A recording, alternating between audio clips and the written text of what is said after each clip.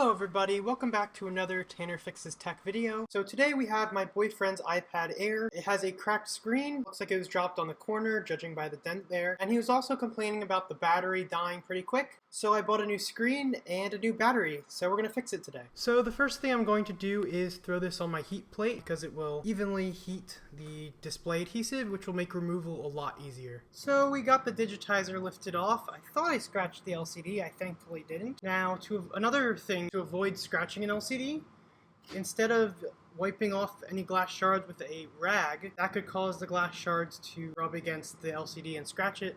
So you should use compressed air or like a little blower like this to blow off the glass so it doesn't scratch it. Also, if there's no smudges, you really shouldn't use a rag on the LCD because it's so hard to get fingerprints off.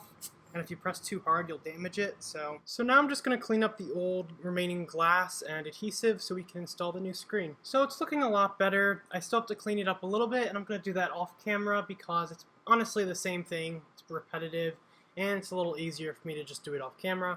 So once I have this fully cleaned up, I will be back. Alright, so the iPad's looking clean, and it's definitely ready for a new screen to be installed. But first we have to get the battery out so we can replace that. So since Apple likes to use a lot of adhesive, we're going to have to use some isopropyl alcohol. If you have a bottle like this, you can get it just in the right spot here. And then I can let it sit at an angle here and it'll kind of seep in that way. And I should be able to remove it. So instead of using isopropyl alcohol like usual, I use some Goo Gone and I'm just going to let it sit. I spread it around so it covers all of the parts with adhesive. And I'm just going to let it sit, and hopefully this will be a lot easier to remove.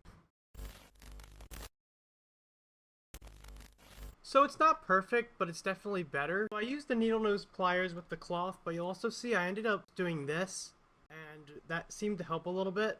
So it's not perfect, but hopefully we should be able to get the screen on now. The last thing I did here was I clamped the screen down and used some rubber bands just to make sure the adhesive would set. But now we are pretty much done. I just have to remove this. And we're done! An iPad Air that was once cracked and had a bad battery is now fully restored and ready for use once again. If you liked this video, leave a comment. If you didn't like it, also leave a comment.